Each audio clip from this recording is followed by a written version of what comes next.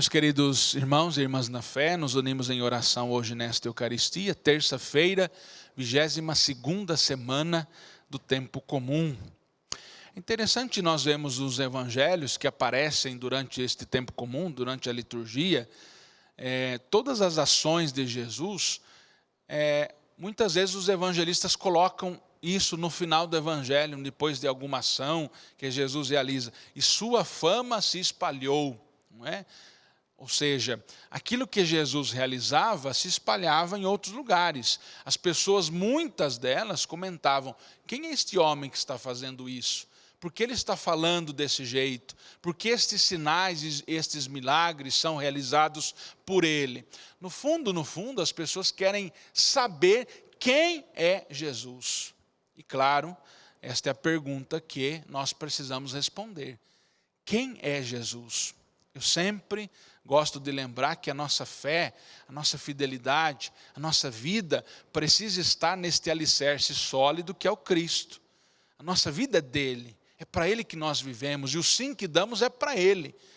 Não é para este ou para aquela pessoa, para alguma situação, não. A nossa vida precisa estar alicerçada em Jesus.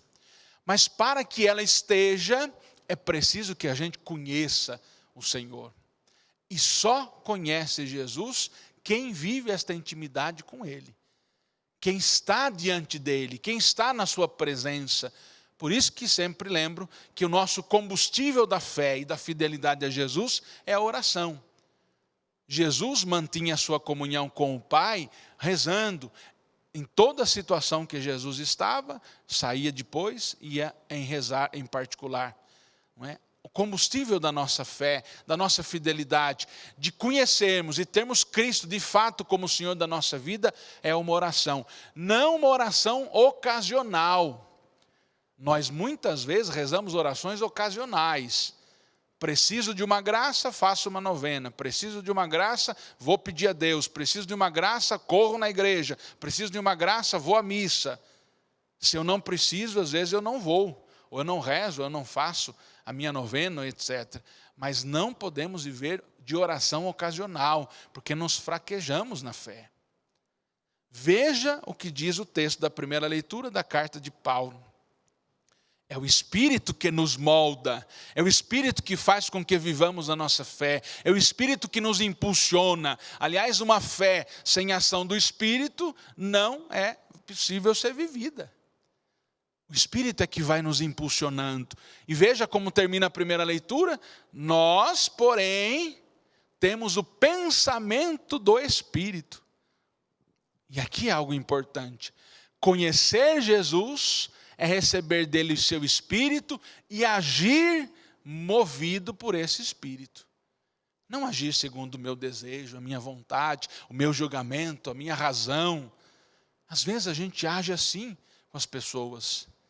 Deus age na misericórdia, Jesus age na misericórdia, Jesus age na compaixão, Jesus age no amor. E Paulo, na primeira leitura, vai dizer isso, não é? Vai dizer que nós nos aproximamos do Senhor pela ação do seu Espírito. É por Ele que vivemos. E é Ele que vai nos impulsionando. Aquilo que tanto nós falamos aqui por várias vezes, de fazer da nossa vida a divina vontade. Como é bom a gente poder nos colocar, Senhor, o fiat, né, como Maria, faça-se em mim segundo o que tu queres. Por isso que Maria é capaz de dizer um sim pleno, inteiro em todas as situações.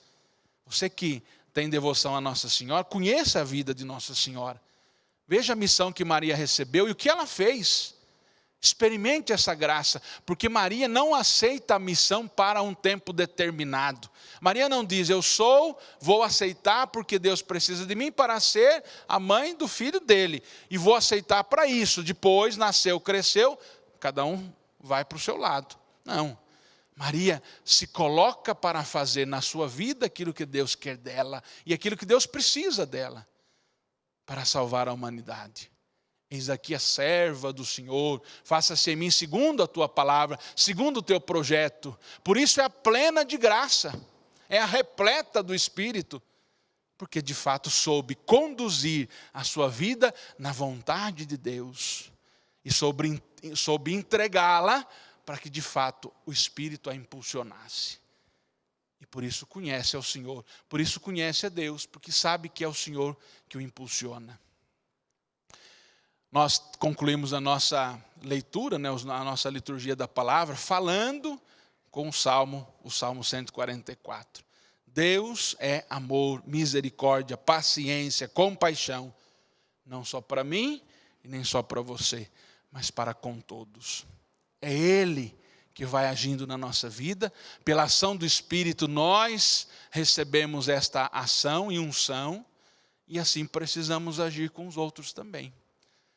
Por isso que é Jesus que cura, Jesus que toca, Jesus que salva, Jesus que liberta, Jesus que expulsa os espíritos impuros, pela ação do Espírito de Deus.